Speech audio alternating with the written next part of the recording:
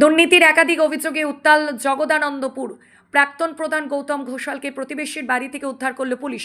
বিক্ষুব্ধ জনতার বিক্ষোভের তীব্র উত্তেজনা। পূর্ব বর্ধমান জেলার কাটোয়া 2 নম্বর ব্লকের জগদানন্দপুর গ্রাম পঞ্চায়েতের প্রাক্তন প্রধান গৌতম ঘোষালের বিরুদ্ধে একাধিক দুর্নীতির অভিযোগকে কেন্দ্র করে শুক্রবার ব্যাপক উত্তেজনার সৃষ্টি হয়। পঞ্চায়েত আর্থিক অনিয়ম, সরকারি প্রকল্পে দুর্নীতির অভিযোগ এবং প্রশাসনিক গাফিলতির প্রতিবাদে প্রথমে গ্রামবাসীরা জগদানন্দপুর গ্রাম পঞ্চায়েত কার্যালয়ের বর্তমান প্রধানকে ঘিরে বিক্ষোভ দেখান। পরে বিক্ষোভ ছড়িয়ে পড়ে মুস্তলি গ্রামের প্রাক্তন প্রধানের বাড়ির সামনে। শেষ পর্যন্ত কাটোয়া থানার পুলিশ একটি প্রতিবেশীর বাড়ি থেকে গৌতম ঘোষালকে উদ্ধার করে থানায় নিয়ে যায়। স্থানীয় সূত্রে জানা যায়, দিন সকাল থেকে একাধিক গ্রামবাসী জগদানন্দপুর গ্রাম পঞ্চায়েত কার্যালয়ে জড়ো হয়ে বর্তমান প্রধানের কাছে বিভিন্ন দুর্নীতির অভিযোগের ব্যাখ্যা দাবি করেন। বিক্ষোভকারীদের অভিযোগ, প্রাক্তন প্রধান গৌতম ঘোষালের আমলে একাধিক আর্থিক অনিয়ম হয়েছে। দীর্ঘক্ষণ বিক্ষোভ চলার পর বর্তমান প্রধান অভিযোগগুলির বিষয়ে প্রাক্তন প্রধানের ভূমিকার কথা স্বীকার করেছেন বলে দাবি করেন বিক্ষোভকারীরা। বর্তমানে গৌতম ঘোষাল তৃণমূল কংগ্রেসের একটি গুরুত্বপূর্ণ সাংগঠনিক পদে রয়েছেন। এলাকাবাসীদের অভিযোগ, গৌতম ঘোষালের আমলে রেলের জমিতে অবৈধভাবে বাড়ি নির্মাণের মদত দেওয়া হয়েছিল। এছাড়াও বিভিন্ন উপভোক্তার কাছ থেকে ডেভেলপমেন্ট ফি এর নামে 80,000 টাকা আদায় করা হয়েছে বলে অভিযোগ। তাদের আরও অভিযোগ, দীর্ঘদিন ধরে পঞ্চায়েতের বিদ্যুতের বিল পরিশোধ করা হয়নি, যার ফলে বর্তমানে পঞ্চায়েতের বিদ্যুতের বিলের বকেয়া 2 লক্ষ টাকারও বেশি। পাশাপাশি পঞ্চায়েত ওন ফান্ডে টাকা তছরূপের অভিযোগ উঠেছে প্রাক্তন প্রধানের বিরুদ্ধে। এই সমস্ত অভিযোগের তদন্ত এবং দোষীদের বিরুদ্ধে কড়া ব্যবস্থা নেওয়ার দাবি জানান গ্রামবাসীরা। এরপর বিক্ষুব্ধ জনতা মুস্তলি গ্রামের গৌতম ঘোষালের বাড়িতে পৌঁছালে দেখা যায় বাড়িতে তালা ঝুলছে এবং পরিবারের কাউকে পাওয়া যায়নি। তবে খোঁজ নিয়ে এলাকাবাসী দেখতে পান তার মোটরবাইক একটি প্রতিবেশীর বাড়িতে রাখা হয়েছে। ওই বাড়িতে গিয়ে তারা গৌতম ঘোষালের খোঁজ করলে বাড়ির পক্ষ থেকে জানানো হয় তিনি সেখানে নেই। এই ঘটনায় উত্তেজনা আরও বাড়ে। বিক্ষোভকারীরা বাড়ির সামনে বিক্ষোভ দেখাতে শুরু করেন এবং দরজায় লাঠি দিয়ে আঘাত করতে থাকেন। দীর্ঘক্ষণ পর কাটোয়া থানার পুলিশ ঘটনাস্থলে পৌঁছেই বাড়ির ভেতর থেকে গৌতম ঘোষালকে উদ্ধার করে বাইরে নিয়ে আসে। পুলিশ তাকে নিয়ে যাওয়ার সময় বিক্ষুব্ধ জনতা ডিম ছুড়ে বিক্ষোভ দেখায়।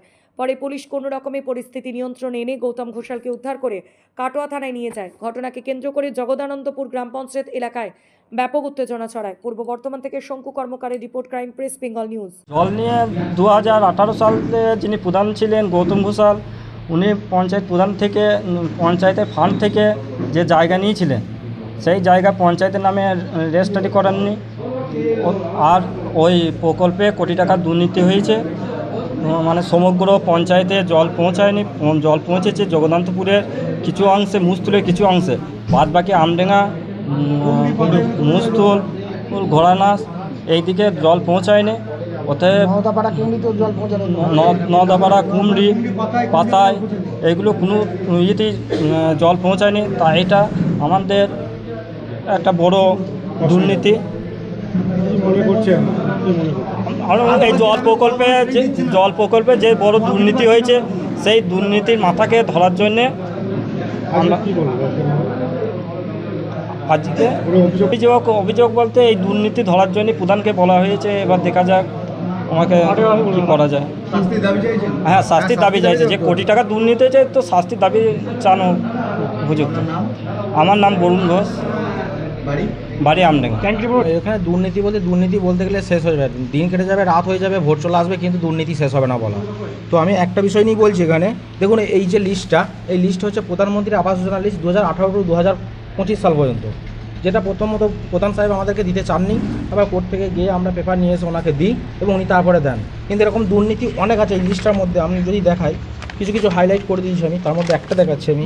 সিরিয়াল নাম্বার 700, জগন্নাথপুর অঞ্চলের ঘনাস গ্রামের, রেজিস্ট্রেশন নাম্বার আছে, বেনিফিশিয়ারি কোনো নাম নেই, বাবার নাম নেই, মায়ের নামও নেই, সব এগুলো দেখুন সাদা করা আছে। তাহলে ঘরটা কে পেলে? তো আমরা এগুলো পঞ্চায়েতকে জিজ্ঞাসা করেছিলাম, পঞ্চায়েতের কাছে কোনো সুরাহা পাইনি, কোনো উত্তর পাইনি। আমরা ভিডিও, ওনারা বলছেন যে এটা আমরা বলতে পারবো না, যা বলবেন ভিডিও বলবেন। কোন সালে, কোন আমলের, মানে এর আগের? এটা 2018 টু 2025 সালের আবাস যোজনার লিস্ট। কি মনে হচ্ছে, কি ভূতে পেল আবাসের ঘর? এটা মনে হচ্ছে তো ভূতে পেল, কেন আমরা তো এর কোনো নামই পাচ্ছি না। তাহলে এই যে রেজিস্ট্রেশন নাম্বারটা আছে, এই রেজিস্ট্রেশন নাম্বারটা মারলেই তো ওনারা পোর্টালে বলে দিতে পারবেন যে কে পেয়েছে ঘরটা, কিন্তু ওনাদের কাছ থেকে আমরা সেটা জানতে পারছি না। বিডিও অফিসে গিয়েছিলাম, জয়েন্ট বিডিও সাহেবা বলেছেন যে আমরা লিখিত দরখাস্ত দিন, কিন্তু আমরা কোনো সুরাহা পাচ্ছি না। আমরা শুধু এই তথ্যগুলো নিয়ে শুধু ছুটেই বেড়াচ্ছি। আমরা চাইছি যে এই তথ্যগুলো হোক এবং যে এগুলো যে দুর্নীতি হয়েছে সেটা সবই আপনারাও বুঝতে পারছেন পুরো স্পষ্ট। তো এই দুর্নীতি যে করেছে তার শাস্তিমূলক শাস্তি পাবে। আপনার নাম পরিচয়? আমার নাম অমিত কুমার পাল, আমি ঘনাসের বিজেপির বুথ প্রেসিডেন্ট। মোহন ফান্ডের ব্যাপারটা আমি যখন 23-এ আসি, আমি আসার পর থেকেই আপনার অবস্থাটা এরকমই ছিল।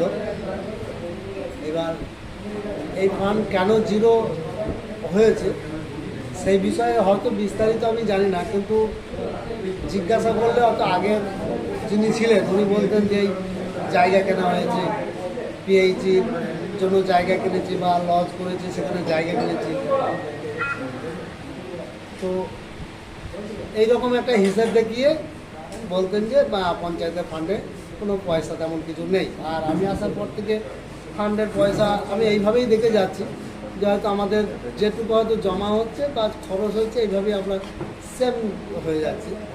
এমনকি বর্তমানে যা পজিশন, আমরা কলের মিস্ত্রিদের টাকা পর্যন্ত দিতে পারছি না। ইলেকট্রিকের বিলও বাকি রয়েছে বলে? ইলেকট্রিক বিল বাকি রয়েছে, আমি আসার আগে থেকেও বাকি রয়েছে। আমি আসার পরে আমার ম্যাডাম যখন থেকে এলেন এই গেল বছর কিছু টাকা হয়তো 1.5 লক্ষ টাকার কাছাকাছি এরকম পেমেন্ট করা হয়েছে, এখনও প্রায় 2 লক্ষ টাকার উপরে বাকি আছে। যে জায়গা কেনা আগে বিল পেমেন্ট কেন করেননি, কেন সে আগের যিনি প্রধান ছিলেন, যিনি পরিচালনা করতেন, হ্যাঁ এর উত্তরটা হয়তো তিনি জানেন বা তিনি কেন দেননি সেই ব্যাপারটা আমার